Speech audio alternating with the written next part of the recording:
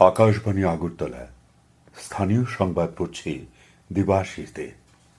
রাজ্যে আসন্ন ত্রিস্তরীয় পঞ্চায়েত নির্বাচনের জন্য চূড়ান্ত ভোটার তালিকা গতকাল প্রকাশিত হয়েছে।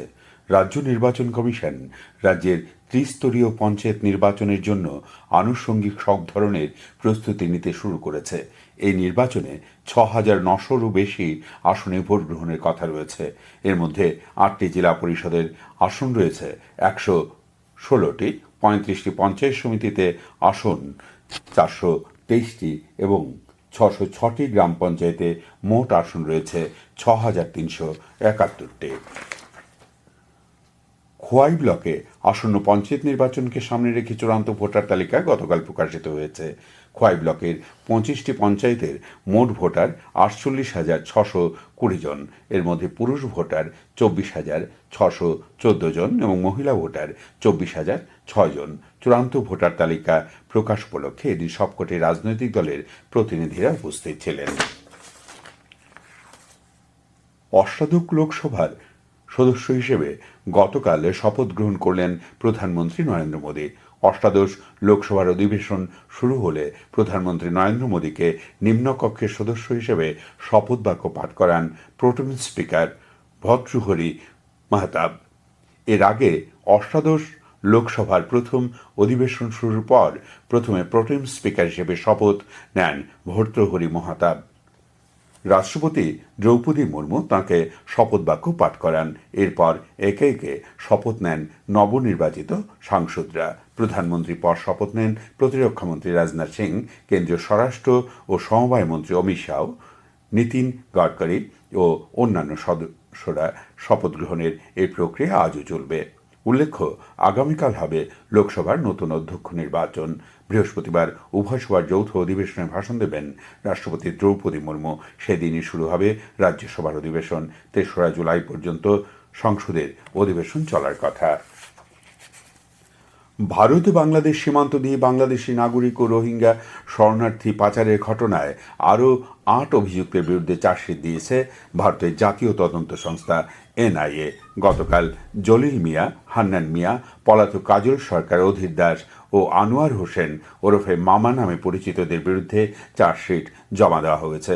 তারা সকলেই ত্রিপুরা থেকে মানব পাচারের চক্র চালাত বলে উল্লেখ করা হয়। দেশের অন্যতম ল্যাপ্রোস্কোপিক এবং জেনারেল সার্জন বিশেষজ্ঞ হেমন্ত প্যাটেল বলেছেন, অল্প বয়সীদের মধ্যে পাইলস, ফিস্টোলা এবং ফিশারের ঘটনা বাড়ছে, বিশেষত পুরুষদের মধ্যে। গত কয়েক বছরে এই রোগীদের সংখ্যা উল্লেখযোগ্যভাবে বৃদ্ধি পেয়েছে। তিনি তরুণ প্রজন্মকে, বিশেষত 18 থেকে 25 বছর বয়সী ছেলেমেয়েদের খাদ্যাভ্যাস পরিবর্তনে, বিশেষত ফাস্টফুড খাবার পরিহার করার পরামর্শ দেন।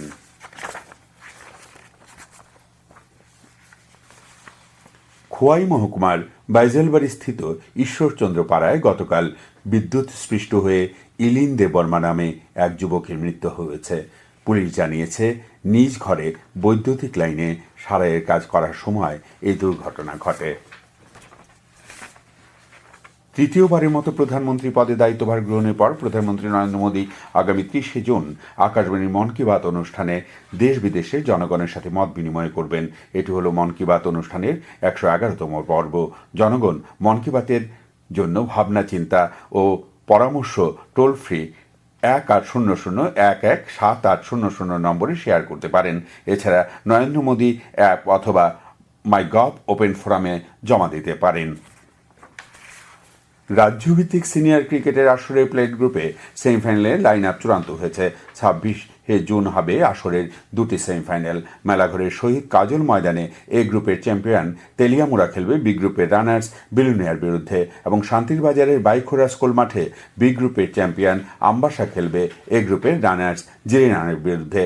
সেমিফাইনালের বিজয়ী দল ২৮শে জুন ফাইনালে খেলবে। নির্ধারক ম্যাচটি হবে মেলাঘরের শহীদ কাজল ময়দানে। সুব্রত মুখার্জি কাপ ফুটবলের পুরো ব্লকের সেরা হল বোজ্জং স্কুল এবং বিদ্যাসাগর ইউএমবি স্কুল। গতকাল এডিনগর স্কুল মাঠে অনুষ্ঠিত হয় পুরো ব্লকের অনূর্ধ্ব 17 বছরের আসর। এতে বালক বিভাগে 5টি এবং বালিকা বিভাগে 2টি স্কুল অংশ নেয়। বালকদের ফাইনালে বোজ্জং স্কুল 1-0 গোলে পরাজিত করে এডিনগর স্কুলকে বালিকাদের ম্যাচে বিদ্যাসাগর ইউএমবি স্কুল 3-1 গোলে পরাজিত করে সাধুটিলা সিএমএস স্কুলকে।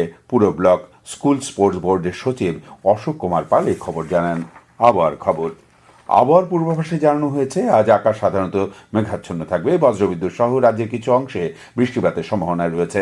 গতকাল সর্বোচ্চ তাপমাত্রা ছিল 35 ডিগ্রি এবং সর্বনিম্ন 28 ডিগ্রি সেলসিয়াস।